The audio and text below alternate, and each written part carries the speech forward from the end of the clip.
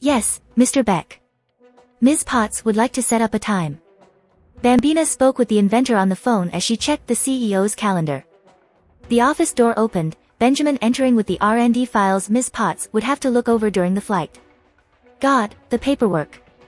Those children down at R&D probably set their floor on fire more than they actually ever developed anything useful. She signaled the man to leave the files on her desk, as she continued.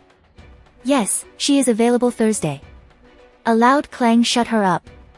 What the? That sounded like it came from. No, it had to be from the phone, right?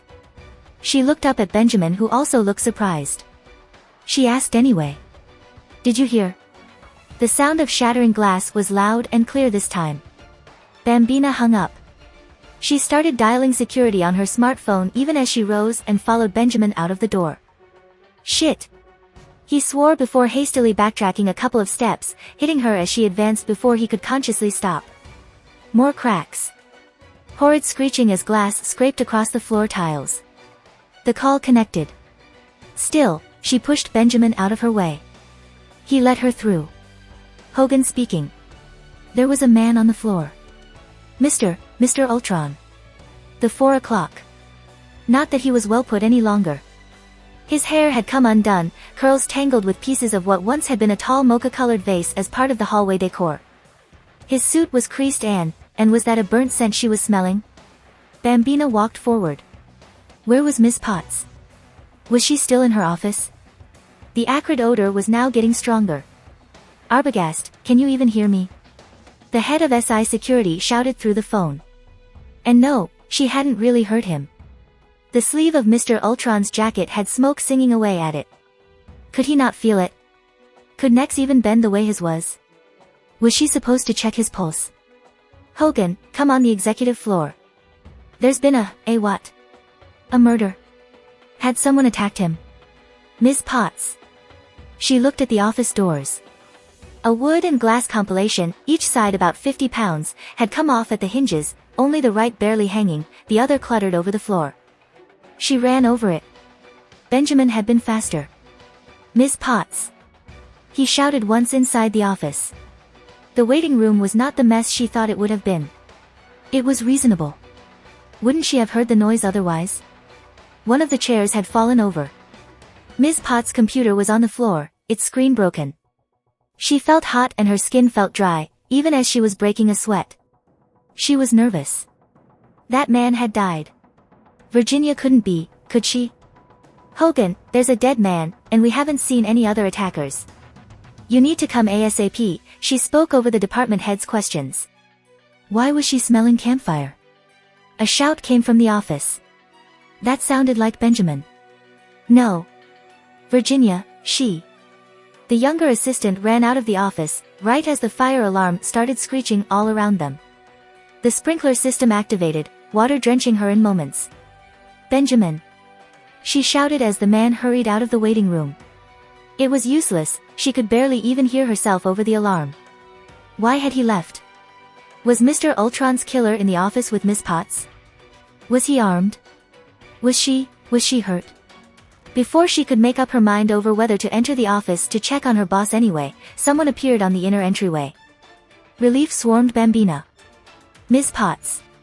She was okay. But the relief was short-lived. Bambi. Miss Potts was on fire. Her skin was blazing a dull red, her eyes bright orange, her suit set aflame at places, burning undaunted by the artificial rain. She couldn't believe her eyes. Miss Potts shouted something. Bambina didn't hear. Pain burst behind her head.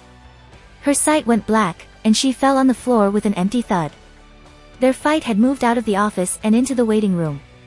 She had taken advantage of Ultron's hesitation as he handled her to run out and away from the office windows. The easiest way for Ultron to kidnap her and escape would be by flying out that way, and she couldn't let that happen. Extremis enhanced strength and still, her knuckles bloodied from the 2 times she managed to punch him.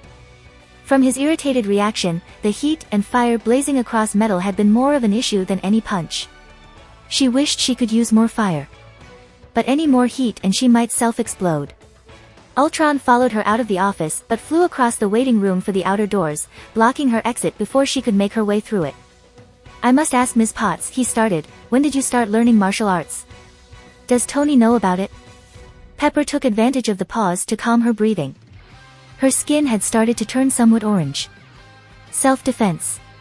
After Killian. One kidnapping was enough for me. Wise. He said as he began moving towards her. But you can see that you will lose, correct? Why destroy your office in the process? Pride. Why hide your intentions from Tony? He smiled, but it was an ugly, disjointed thing. Pride. He jumped on her, with greater force than before. She stepped back, circled at his lower side and punched. He parried her blow, with a speed faster than her eyes could follow. On instinct, she charged her skin, the hit of her touch making him hiss as he quickly let go before he could make to grab her arm. She moved forward, her palm pressing on his abdomen, and she breathed out. Heat surged from her skin and poured over Ultron's body. His shirt burnt to cinders in seconds. The acrid smell reached her immediately, a smell she had had to get used to over the past 18 months. Perhaps her willingness to hurt him had surprised Ultron, for he suddenly lost any carefulness in his demeanor and punched on the stomach, her body falling back, knocking a chair in the process. She curled around her core, the tang of blood filling her mouth and vomit at the back of her throat. She had cut her tongue on her teeth. She spat the disgusting taste on the floor as she tried to stand. I apologize for that. Ultron said. I hadn't realized that you could reach such temperatures without burning through your own flesh. So, she said, as she tried to think of something, anything that could delay this. Will you go for the kill next time I surprise you? She needed to somehow let Tony know that Ultron was doing this on purpose. Of all the times to have disabled the cameras, Ultron probably corrupted them for this very reason. And Jarvis was no longer watching 24/7. Damn it. A phone call. She needed to make a phone call. I am trying not to hurt you, he raised his voice, frustration in every line of his body. It's a tad difficult when neither of us has any actual experience of how to go about it. He stood over her as he sighed. Now, I'll have to kidnap another doctor to help with your injuries. He reached to carry her, but before he could, Pepper braced against the floor and used every bit of her extremis to kick Ultron on his chest. Pain raced across her legs as she heard more than she saw, Ultron's body being thrown across the doors and into the hallway. Immediately, she got up, walls dancing as vertigo made itself known. She ran to the office, grabbing the first phone she saw, and called Tony's number. Her skin was shining scarlet, her skirt was burning, and her feet looked like she had third-degree burns. She could barely feel them. The call connected. Tony, Ultron. I've got no strings to hold me down. The Pinocchio song blared on the other side of the phone. What was this? She stared at the screen, before she realized this was not Tony's Ultron-free invention. Fuck. She threw the phone away and searched for her other one. The bag. She remembered placing it in her bag. She had just grabbed it, when she started losing control of her flames. No. No, not now. Her worry was exacerbating extremis. She ignored it as she searched for it. Ms. Potts. A shout drew her attention. Despite the lack of time, her attention was drawn. Ben. The young man took one look at her no doubt hideous sight and screamed, running out of the office. Wait. She could have him deliver the message. But it was too late. He had left. The faux fur decorating the frame of the bag smelled like plastic as it burned. The fire alarm activated. Her head throbbed at the noise. Water rained from the ceiling, each droplet a knife of ice on her skin. Where the fuck was that phone? She stood up again, barely. She grabbed a pen and one of the files that had fallen on the floor. She opened it, the papers inside, financial reports judging by the tables, at least somewhat dry. She covered them with her body, so they wouldn't get wet, as she hurried to write her message. She finished quickly, not daring to write too much, in case Ultron came back and saw what she was doing. She placed them back in the plastic file and hid them under her table. Then she got up to search for her phone again. She should at least show some attempt at a plan when Ultron returned. The vertigo wasn't going away and her vision was starting to blurry. Did she have a concussion? She swayed as she walked to the doorway. Maybe it was in the waiting room. Where was Ultron? Why wasn't he here yet? How long had it been since she kicked him? Two familiar figures greeted her in the adjoined room. Bambi! She shouted, voice drowned by the ringing alarm. Ultron stood behind her. The woman hadn't noticed yet. Bambi, careful behind you. The secretary didn't seem to hear even as Ultron knocked her out. I think this is enough, Ms. Potts, he said, although his lips didn't move. Neither did his neck, nor chest imitate breathing as he had been all throughout the meeting. Had she broken or melted something important? Good, she thought with a sudden surge of vindictiveness. Oh, is it really? She said, letting the door frame hold most of her weight. She might need medical care. For a second, I thought I was swallowing back the taste of my cherry lip gloss and not my blood. She couldn't exactly ask for a doctor after making all that fuss about fighting now, could she? He'd know something was up. He moved toward her. Phone didn't work. She gnashed her teeth.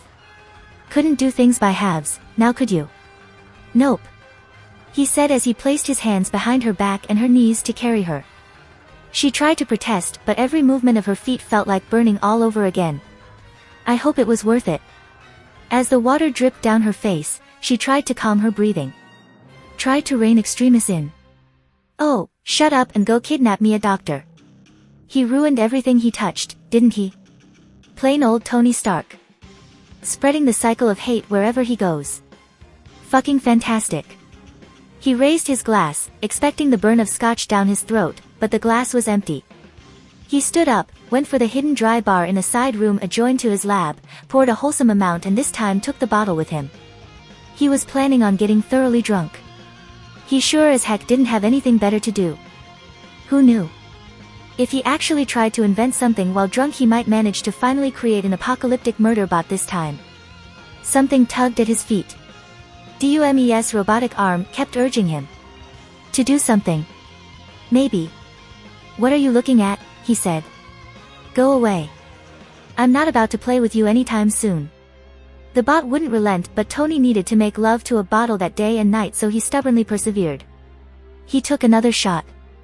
You are probably secretly evil too, he mumbled into the glass and ignored the bot for the next hour. At least until Jarvis found him.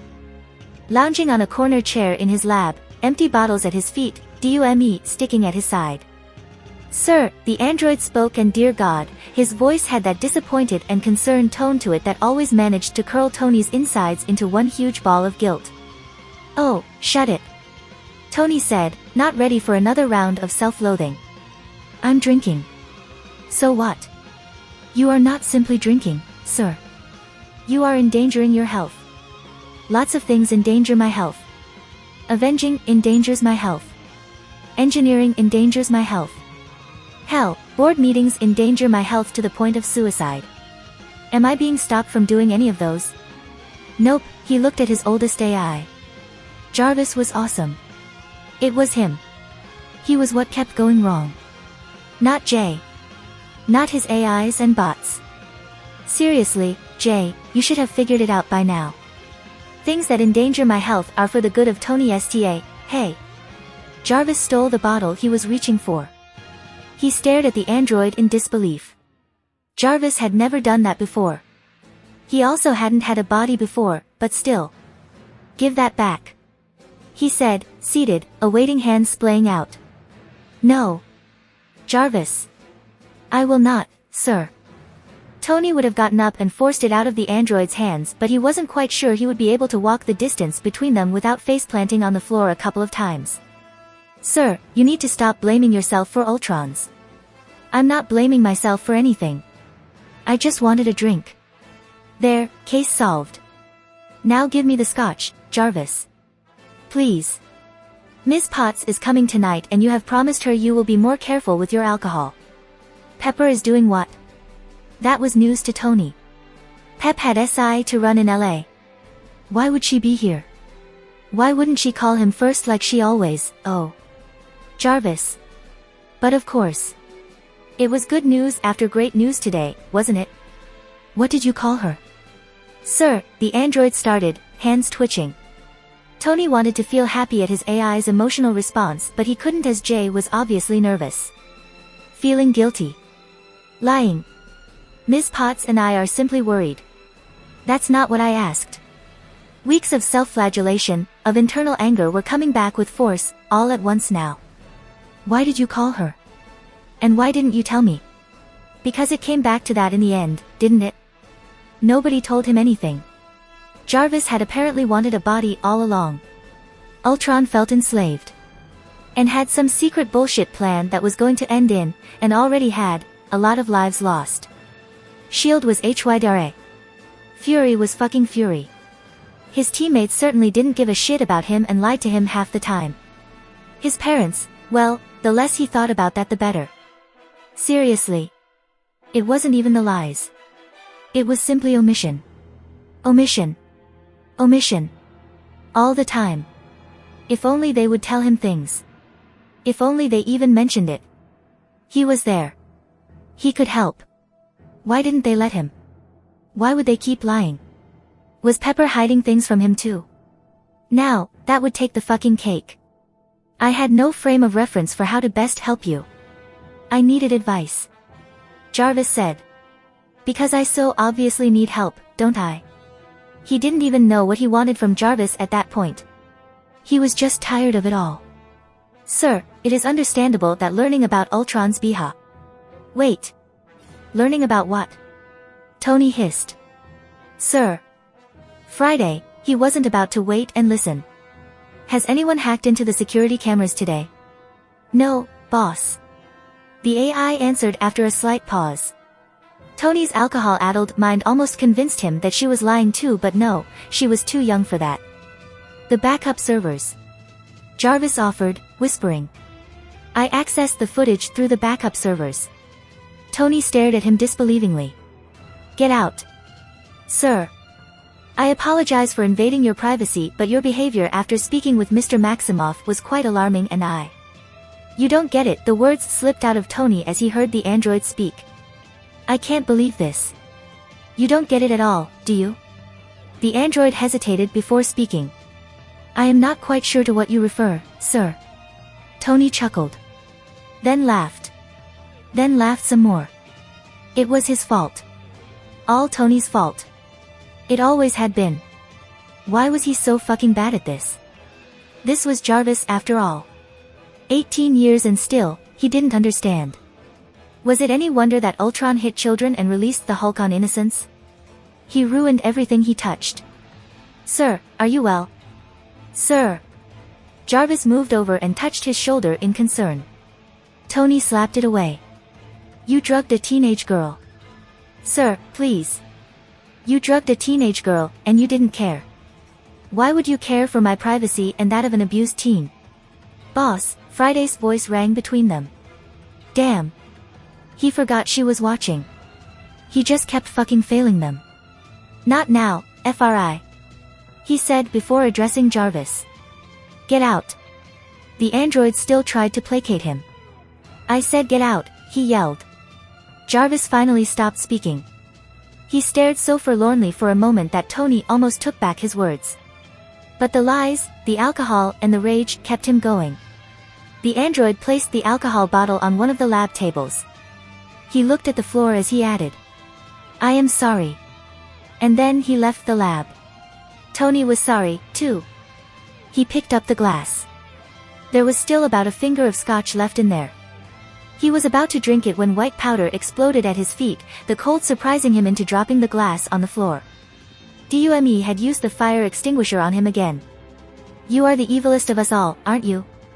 The bot was obviously unrepentant. Boss? Friday's voice interrupted Tony's ineffective glare. About earlier. A security alarm has been activated in Stark Industries headquarters. Pepper. Her sleep was fading away as she heard movement. She felt warm. Comfortable. She burrowed into the pillow, unwilling to let go of the last vestiges of her dreams and return to the pain that waking up would cause. Wait, pain. Good morning, Miss Potts. A familiar voice. Where had she heard it? The memory of last night suddenly came at her at full force. She stood up abruptly. She was burning. Ultron had gone to find a doctor and then what? She looked around. Big French windows. Beige walls and nice wooden furniture. She didn't recognize this bedroom, but it looked like one of those models they used for house tours. Where was she? Finally, she turned her attention to the boy who sat in an armchair next to her bed, patiently waiting for her to finish taking in the sight of what was likely her prison of sorts. She was dizzy at how certain features looked so familiar, so similar, to someone else. To Tony. Was this Ultron's child persona? Messy brown hair, familiar cheekbones, and a short skinny build. And those eyes. Those fake neon blue eyes. She hated them. She hated that fucking stone. Where was it? It was not on Ultron. Hi. He said with a little wave. It was adorable. And had to be an act. Ultron, the one who looked like a man, didn't behave like this. Hi. She responded nonetheless. Where did the big one go? He smiled impishly and so much like Tony she wanted to give him a hug. Someone broke a bunch of things and thus that suit is on the repair shop. I am not about to apologize, she said. Nah. He waved it away before smiling, and did this smile seem softer, sadder, or was it just her? It was business, right? No bad feelings. On both our parts, she reassured him, and he grinned. Silence fell among them once more, and she took that moment to look at herself. She felt good. Really good. Fully healthy and rested, and definitely not burning to cinders. Or exploding. Extremis, huh? Ultron said, realizing where her thoughts had gone. Yes, she nodded before asking. So I am not a pile of ash, nor a human torch any longer. Any ideas why? Or was the doctor you kidnapped just that good? She didn't think any doctor could be that good in such little time, honestly. Oh no. No doctors. This was just you. One of my legionnaires had only barely managed to re-kidnap Dr. Cho, when you started healing on your own. Regenerating whole tissues at a rapid pace even. Regeneration? That was new. She had managed to heal scrapes a bit faster before, but nothing like this.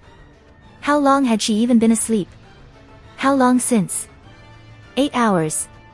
You passed out mid-flight, but I think it was more of a self-induced coma of some sort.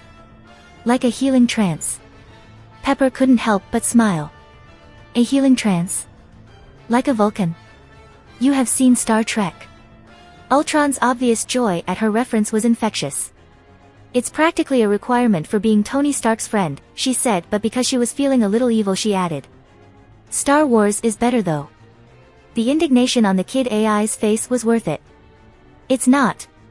You Americans have this weird cult fixation on. Ultron stopped his tirade when he noticed the mirth she was trying to hide. Not funny. It is. Works on Tony too, every time. Although he is one of us Americans. She said, thinking of Tony's melancholy and nostalgia whenever they rewatched those episodes. That old man would watch them with me, he had said, and both she and Jim knew he didn't mean Howard. Still, Pepper began to wonder when did Ultron have the time to watch a long series like that. She had thought she had figured things out, and yet, there were still so many questions. Tony doesn't know. Ultron said. Otherwise he would be searching for a different cure during all this time. There was no record of anything like that in the servers. No, he doesn't. She confirmed. You kept it a secret for a whole 3 years, and the doubt and disbelief was quite transparent in his tone. She snorted. Of course not. I kept it a secret for 3 months. 3 months? But you were injected in. Oh. Tony's cure, he said. A temporary cure, so it seems. I started showing symptoms 6 months ago, she confessed. Small things. My paper cuts would disappear too soon, or I stopped feeling cold even if drenched in winter rain. And then, I set fire to my desk at work. And that was 3 months ago. Yes, she continued. I didn't know how to bring it up to Tony. He felt so guilty about Extremis. As if being an asshole to someone when drunk was reason enough to feel personally culpable for a madman's murder attempt. She closed her eyes and breathed in. Then breathed out. It wouldn't be good to set fire to this perfectly nice bed. But just thinking about Killian enraged her so. She opened her eyes and was graced with the sight of Ultron staring at her transfixed. Breathing exercises. He noted. To control your temper. An Extremis. The more excited my emotional state, the more difficult it is to keep it in. I started yoga. Meditation. It was working. No more random fires. But I still had the perk of faster healing. This doesn't seem like a bad thing. Why didn't you tell him then? She looked at her hands. Her pale, unmarred hands. She used to have a scar on her left ring finger from a bicycle accident when she had been a child. She woke up one day to find it gone. It is progressing. It has become more difficult to control it, he asked, brow furrowed. No. She would have told Tony much sooner if it had been so. It is getting more powerful. A harsh bruise used to take hours to disappear. And 2 weeks ago it only took minutes. So that is the reason why you were weaker than you should have been when we fought. Ultron said. When I realized you had extremis, well, I had seen the footage of the Iron Man suits melting, and his horror at such a prospect possibly happening to him was almost funny. I thought for a moment that I had miscalculated, that it was game over. But you didn't melt through me. You could barely defend yourself. Barely? Pepper semi-mocked. I threw you through 2 walls.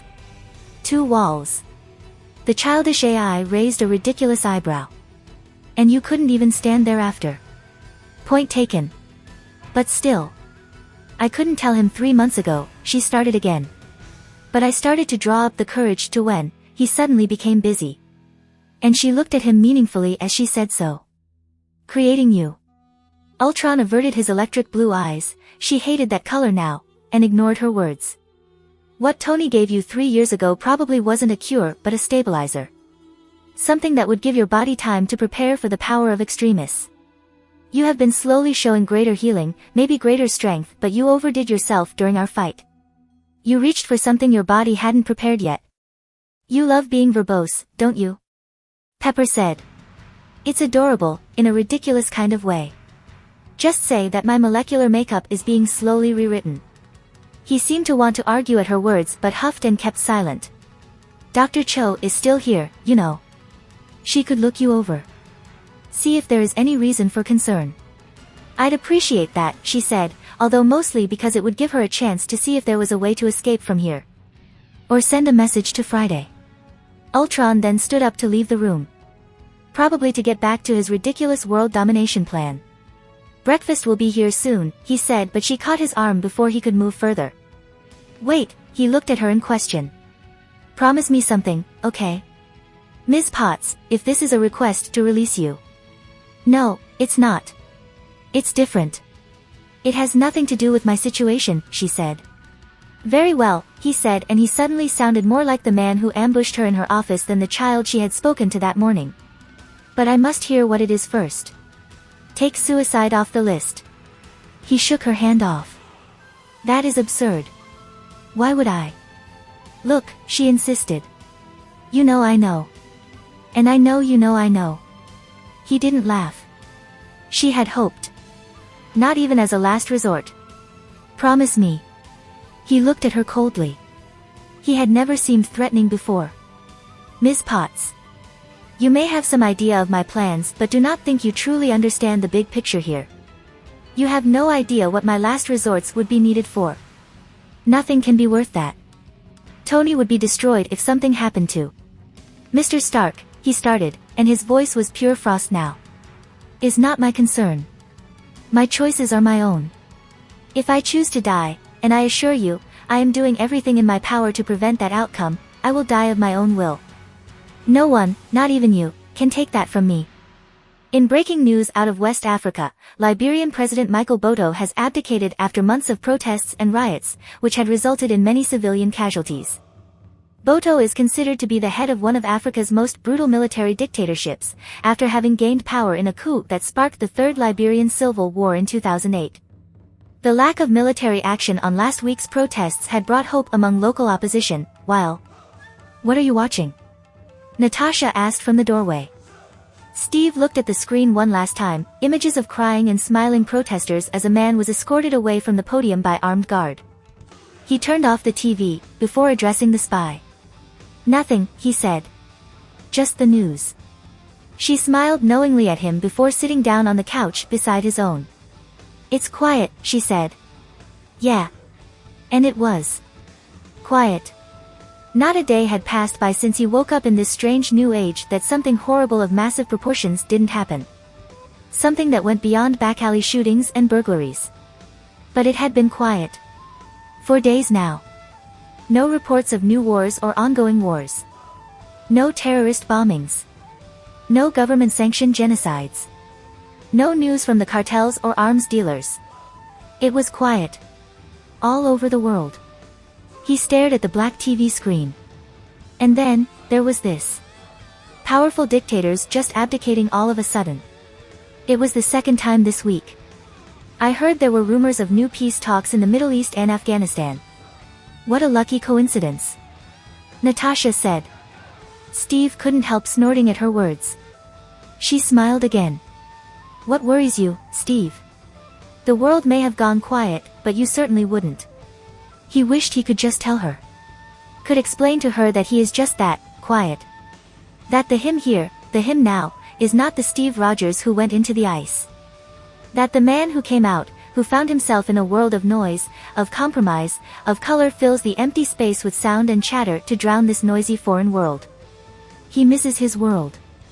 Where things were simple and clear. There was good and there was evil. There were things a man ought to do, ought to fight for, fight against. And then there was the quiet. Back then, quiet was good. Quiet was normal. Noise was wrong. Distracting. Immoral. But not here. Not now. He missed the quiet. Sometimes, at night, while he stared at the ceiling, awake for hours, he wished he never left the ice. But he couldn't say all that. That was not what Natasha wanted to hear. Not what the team, what S.H.I.E.L.D., what the country wanted to hear. It's too quiet. I don't like it. He said instead. He wasn't lying. It reminded him of things that were forever lost. Things he couldn't have. He used to hate the noise. But now he wanted it back. This fake quiet. Imitating his time, his world. It was wrong. You think Ultron has something to do with it, she stated. Her words ticked him off. He hated what she did. What his therapist did. Just stating things. Pushing the burden of conversation on him. Leading him to elaborate. He hated how often he had to have these conversations that he now noticed some of the techniques they used. He hated her for using them on him. She couldn't turn it off. Not after a lifetime of practice for someone in her position, but he hated that it worked. It only started after his announcement. And continued for days on end. It will be a week soon. And we still haven't been called in for anything. You don't believe this, she said, hand directed at the TV and a sardonic tilt to her lips as she spoke, could be the voluntary result of the goodwill of the people. Natasha had never hid the fact that she was a cynic. That she thought the world was black and gray and imaginary white. He wished he could convince her otherwise. But it was difficult here, in this world of noise and color. So many things that were just wrong, were accepted here. So many things that were right were barely tolerated. He could convince here there. That there was good. There was good here too, but it was lost in perspective. In the big picture. Everything here was lost in the big picture. It could, he said, and she raised her eyebrow at him.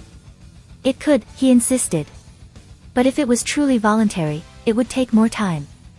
It wouldn't just happen all at once. As if there was a deadline to reach. 1 week. He nodded. Something will happen then. Something worse than threatening governments and forcing people to stop military action against their will. Something that will finally show Ultron's intentions.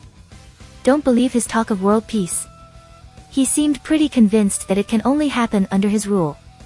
Probably, she said. There's no probably about it. There couldn't be. Otherwise, he wouldn't know what to do. What to think. He doesn't care who he hurts to achieve his goals. Johannesburg showed that. Have you spoken to Wanda about it? No. She was sleeping, he said instead, even as Natasha stared at him disbelievingly. She was. He hadn't tried to check on her hence, but that was beside the point. She helped Ultron in Johannesburg. She is a kid, he repeated. She had no choice. Natasha looked at him then, with a look that he had gotten pretty often in this weird modern age.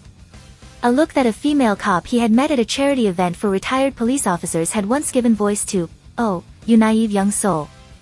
He wasn't naive. And he certainly wasn't young. Children were innocent. That was not naivete. This new world wouldn't corrupt that. Couldn't corrupt that. They could be forced and taught but couldn't be evil. Not of their own will. They were the reason the world was worth saving. They were not responsible for the decisions of the adults around them. Ultron is a kid, too, she said. He isn't. He is a robot. He can make himself look however he wants, he said, even though he hadn't been able to hide his relief once he saw Ultron looking like a man when he made his speech.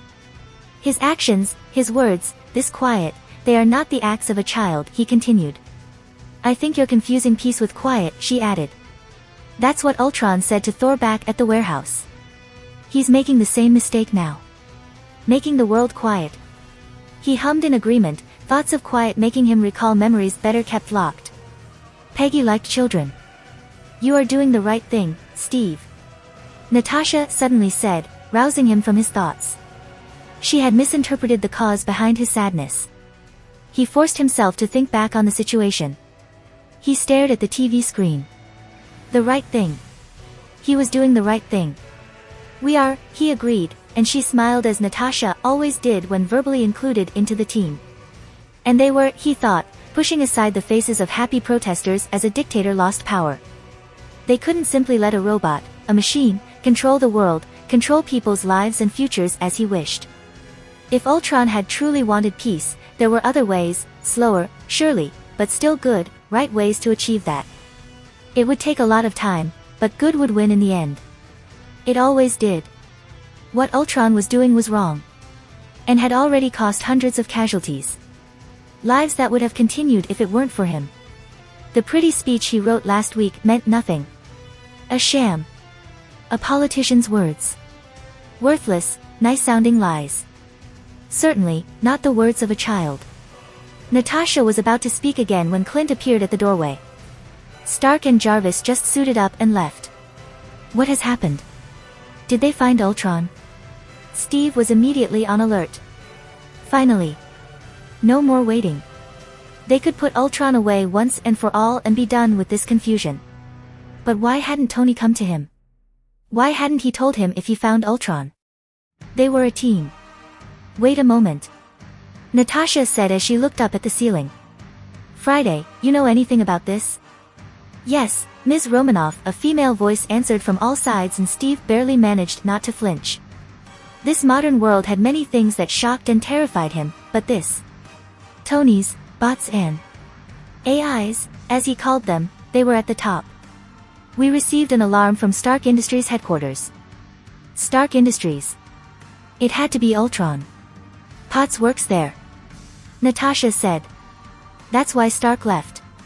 Clint continued. Ultron's after her. Let's go. Steve said, as he went for his shield. When had it come to this? Tony. Rhodey's shout made him look over the destroyed entryway. Seeing that his friend, who had hurried back to the army due to the mess with Ultron, had flown over immediately, he felt a bit better. He was drunk. His skull was stuffed with cotton and he was not in his right mind at the moment. He would need the help for when he went to rescue Pepper. Any news? Tony shook his head. He'd been waiting for Happy to bring up the footage from the executive floor. He hadn't even tried to hack through the system. Ultron had built a wall too high for him to climb in so little time. I thought you were busy with the military, he said, his voice sounding just fine, normal. Too normal. He didn't understand why he wasn't panicking. He felt dead. His body felt dead. Was it the alcohol? Pepper's in trouble. Rhodey said, and that was explanation enough. What a nice way to put it, though. Pepper's in trouble, like Pepper got stuck in the elevator waiting for the firefighters. Like she is just locked in her office because the handle broke, and they have to wait for the locksmith. Like she is fine. Thanks, he wanted to say, but it died in his throat. Thanks what? Thank you for being here supporting your shit-faced friend while your other friend is God knows where? Thank you for helping me save my kidnapped girlfriend from the clutches of my insane, semi-brainwashed AI child. He said nothing. Mr. Stark, one of the security guys, called to him. S.H.I.E.L.D. wasn't here yet, and the cops certainly weren't getting any place near here, so he had let the trained SI security tackle the crime scene. The crime scene. In Pepper's office. Fuck. He was about to see what the employee who had beckoned him over wanted to say, when the elevator bell ringed, doors opening to reveal his teammates. That was fast. Why didn't security call him to let him know the Avengers had entered the building? He walked to greet Rogers, Romanoff, Barton, and Bruce as broken glass hissed under his feet. Oh, right.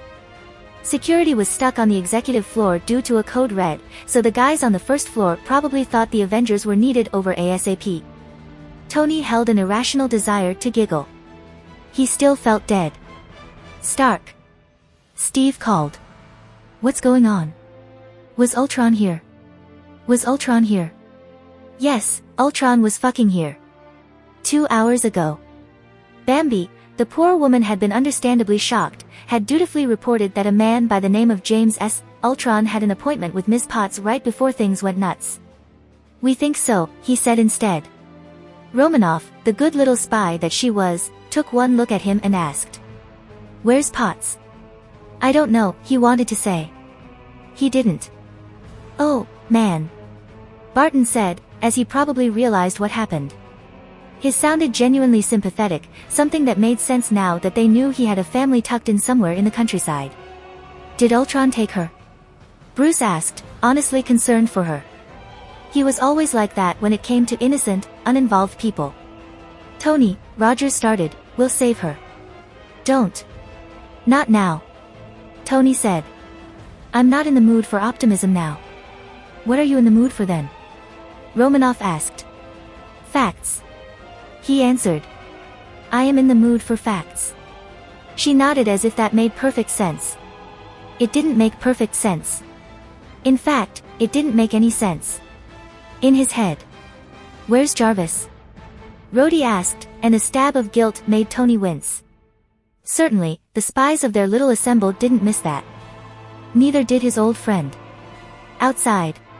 Patrolling. Trying to find Ultron, he said. Trying to stay out of my sight, as I asked, he didn't say. Rhodey frowned but didn't ask. I'll call him over.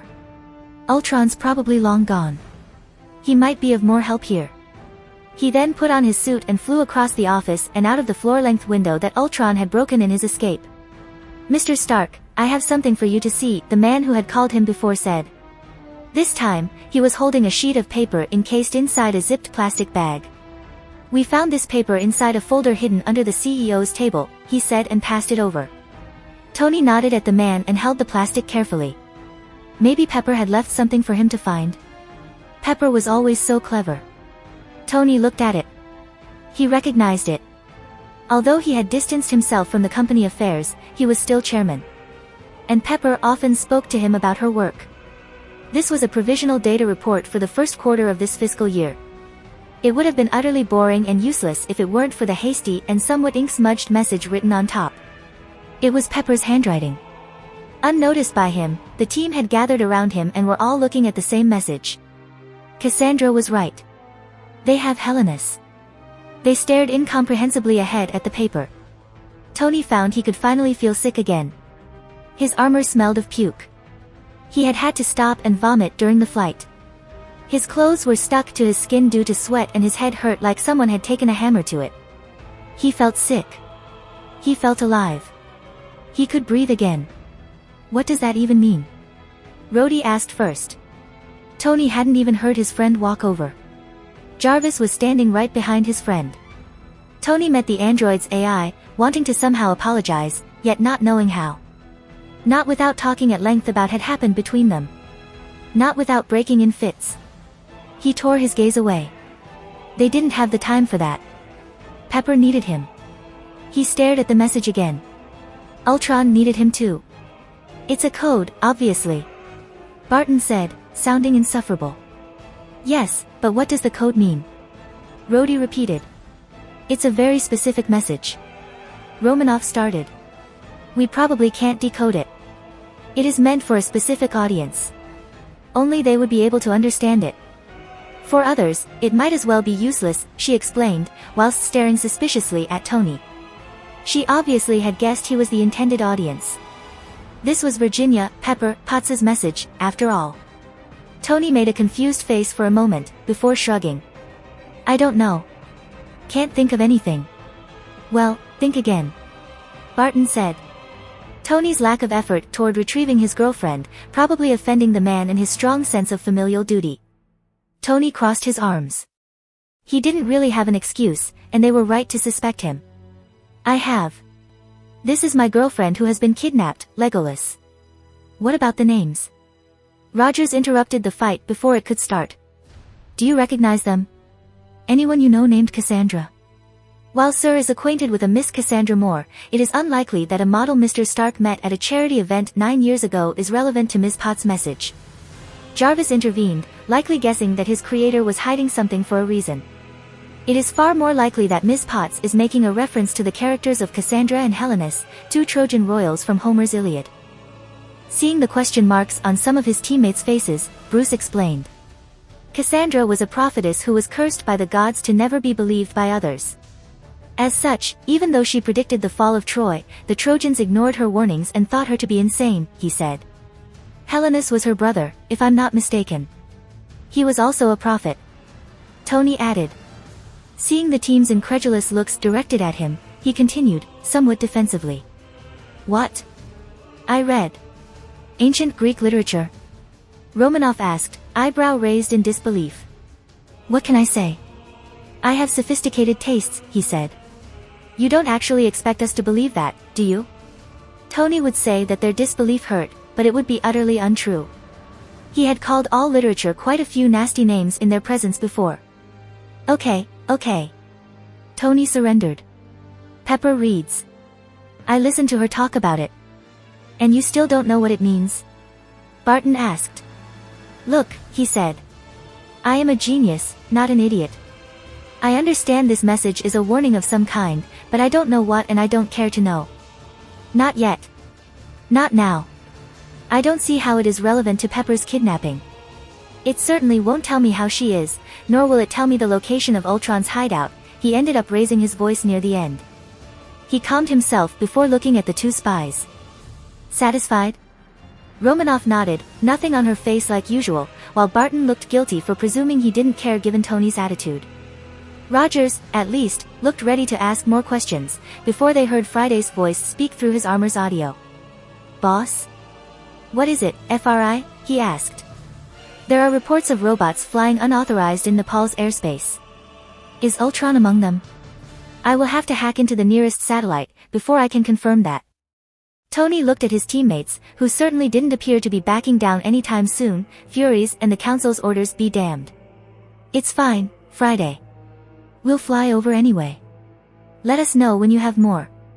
Right to it, boss. Rogers addressed those who could fly after his girl finished. It has to be Ultron. We cannot let him go this time. Will you come with us on the jet or? I'll be staying here. Romanoff interrupted. Nat? Barton said, surprised. She shrugged and it was so natural that Tony immediately became suspicious. I cannot fight in the air. It won't make much of a change if I go with you. Clint can fly you and fight with the jet at least. I will be more useful here. It all sounded very logical, except for the fact that this was not their first time, they weren't newbies, and it was quite easy for a fight in the air to end up in the ground after a few explosions. Rogers nodded, convinced. What's your plan then? In lieu of answering, Romanoff addressed Tony. Were there any witnesses? Jarvis nodded in his place.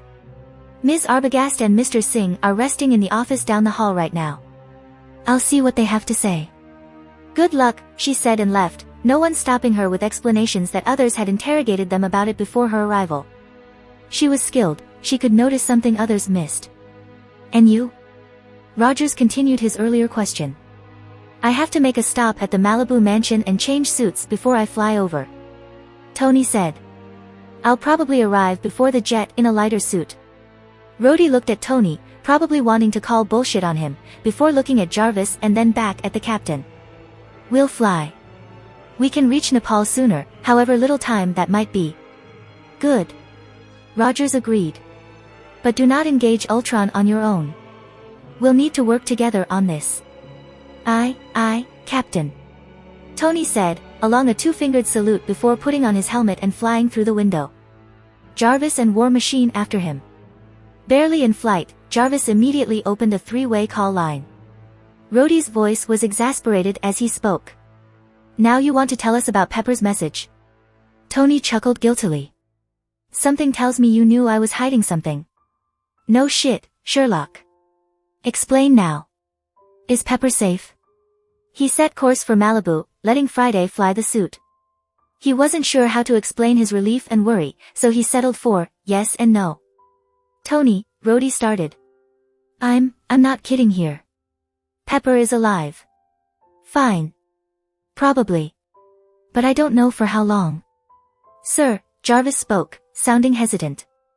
Hating the uncertainty in the android's voice, Tony vowed to himself to speak with Jarvis again as soon as they saved Pepper. I took the initiative to contact Mr. Hogan during this time. He has sent the footage of the hallway cameras and those covering the outside of the building. Would you like to view them now? Yes, put them up. Immediately, they saw the image of a white blonde man entering Pepper's office after checking with the secretary. Jarvis speeded through Pepper's entrance until... Holy shit. Rhodey cursed. They had just seen Ultron be thrown through a wall, judging by the sound, and then the office door, until finally, he crashed into the hallway walls, cracking their surface. Damn. Was Thor waiting in the office, too? His friend continued. Nope, Pepper was. Tony said, as he finally had evidence for his theory. It was still good to see proof that Pepper was fine. And that she lied to him. Repeatedly. For years. Nope, he wasn't thinking about that. Repress. Repress. Repress. She was alive. Pepper was alive. That was all that mattered. Jarvis sped through the footage again. They finally saw Ultron leave the building via window with Pepper in his arms. Tony noted only one thing, she wasn't on fire. But her skin was glowing somewhat orange. The evidence kept piling up. Pepper can't do that, can she? She isn't hiding a suit you made for her in her office, right? Rhodey asked, seeming uncertain of the answer. No suit, for now. Tony said. He had plans about that, but nothing in the works yet. You are telling me Pepper just punched Ultron through the wall. Rhodey continued, in sheer denial. We do not know whether it was a punch or kick, Mr. Rhodes. Jarvis added, oh so helpfully. Tony smiled at those words. She couldn't do that until 3 years ago, he hinted to his friend. 3 years. Oh. Extremis. Rhodey realized before asking. But didn't you make a cure? I did. Or so I thought, at least. The cure didn't work, the man continued. And neither of you told me? Tony didn't answer. He hadn't had anything to tell. The silence quickly became uncomfortable. Mr. Stark wasn't informed of this either. Jarvis explained. Tony, she. Rhodey started but said nothing in the end. She's alive. Tony said. Of course she is. Why would Ultron hurt her? Rhodey said. Before the message, before the footage, I spoke with Bambi, Pepper's secretary. Tony began. She went into the office when she heard the noise. She said, and Tony breathed, the mantra of, Pepper's alive, keeping him from returning to the dread that had controlled him before. She said Pepper was burned pretty badly and was still on fire.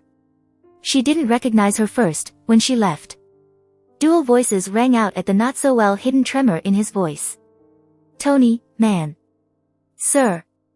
I didn't know it was extremist back then. It didn't even occur to me that it could be. Tony continued before they could start comforting him. I don't care right now. Pepper's alive. Anything else is, everything else. He excelled at compartmentalization, after all. All his psychologists over the years had said so at one point or the other. They hadn't meant it as a compliment back then, but Tony sure thought it was one right now. And the message, sir? Jarvis asked. Pepper's brilliant. Tony said, admiration clear in his voice. He was always considered the genius in their relationship due to obvious reasons, but Pepper hadn't become the intelligent, powerful woman she was, without being something special in her own right. Their fields of expertise were simply different.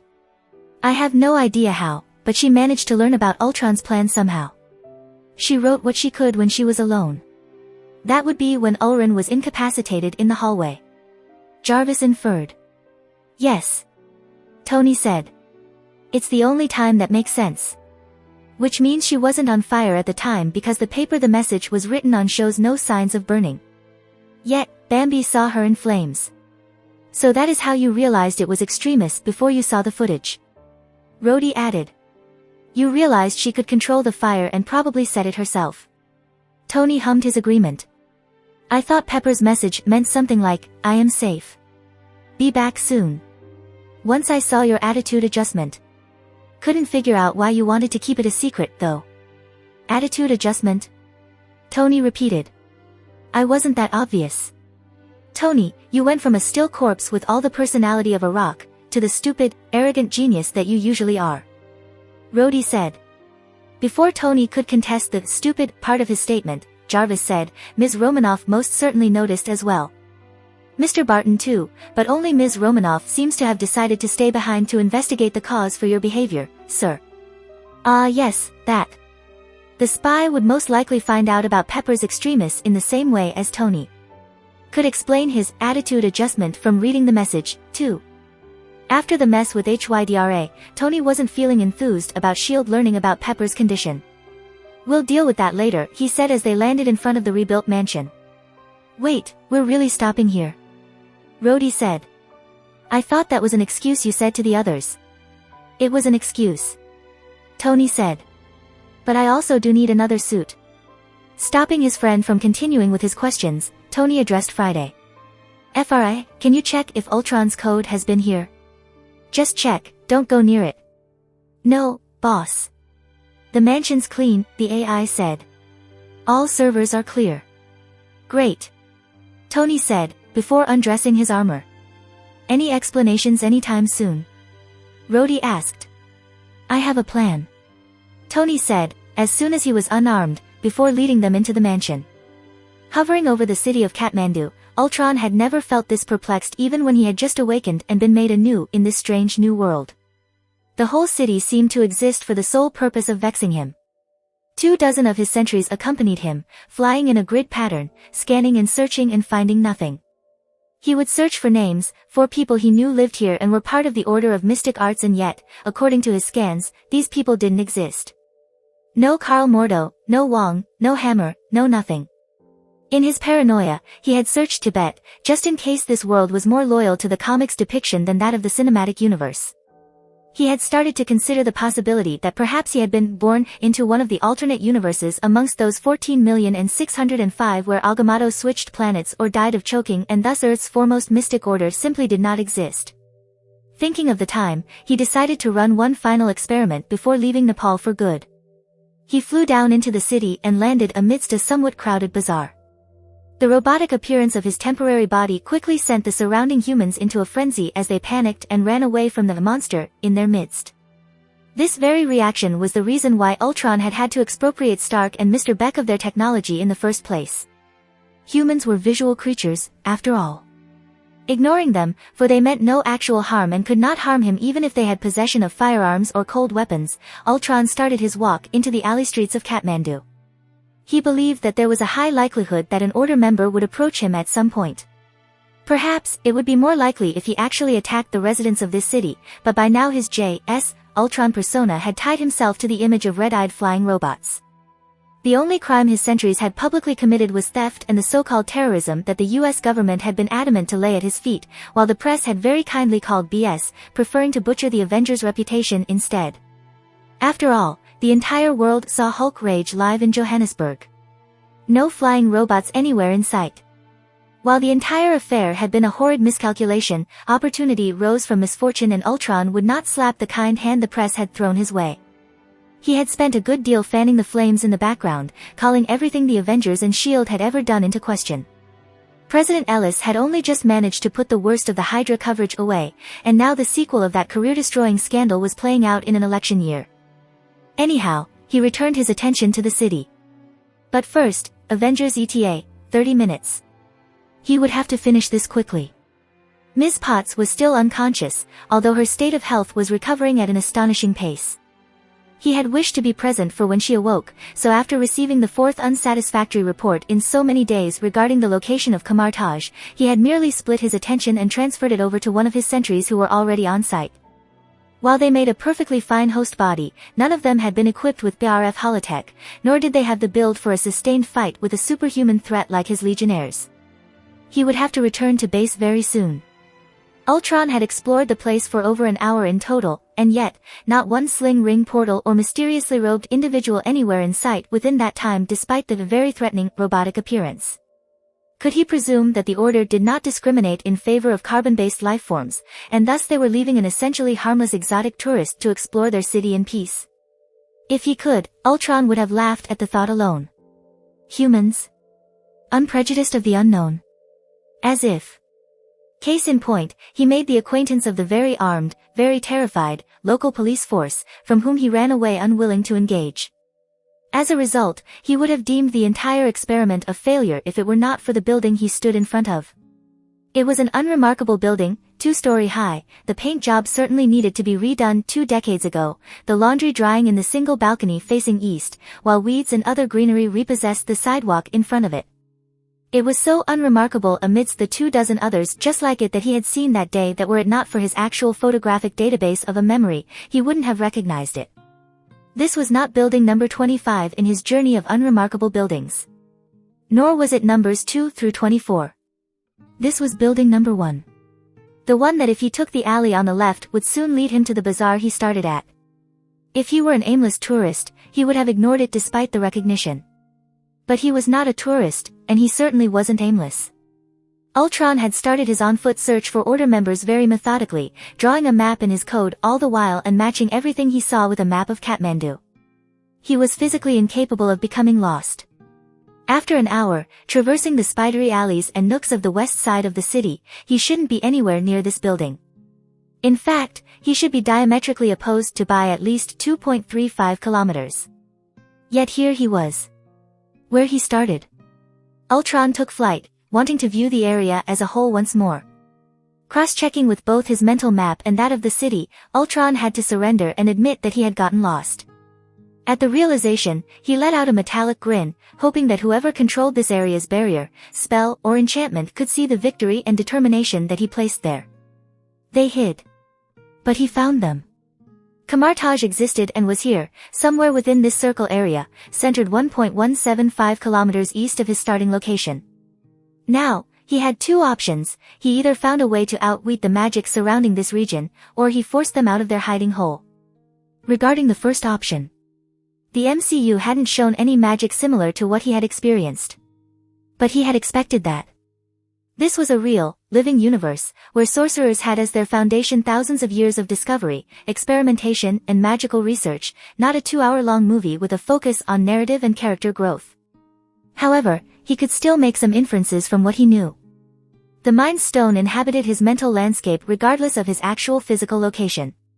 He was certain that mind magic capable of utterly subverting that of the Mind Stone either did not exist or was so powerful that only a being greater than the Celestials could wield it.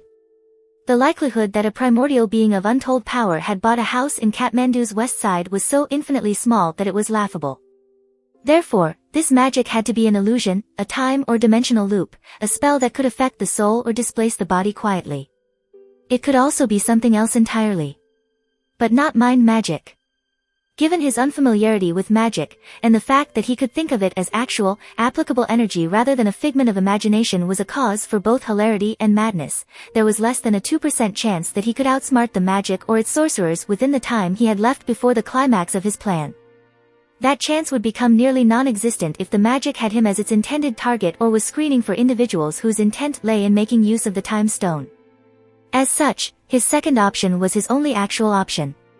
He did not have much time left. His legionnaires had begun to send reports warning him of Ms. Potts' much improved condition and imminent awakening. He would have to come another day, preferably in one of his B.A.R.F equipped legionnaires, pretending to be human so that any violent interactions he could start would be seen as separate from his activist persona. He would have to devise a more detailed approach to leading the order out of there. A loud explosion reverberated across the land. 0.45 kilometers north of his location, a gas station had imploded. He could sense the dying echoes of one of his sentries in there. Someone had thrown his sentry from the sky, crash-landing its broken body made of now exposed electric wires into a building that stored gas and oil. Only his programming stopped Ultron from gasping. Had Captain America lost all his maw? A shield punched into his midsection, cutting his body in two immediately. Ultron opened his single eye in the nearest working sentry, wishing to curse. If you like this content, don't forget to like and subscribe. See you later, bye bye.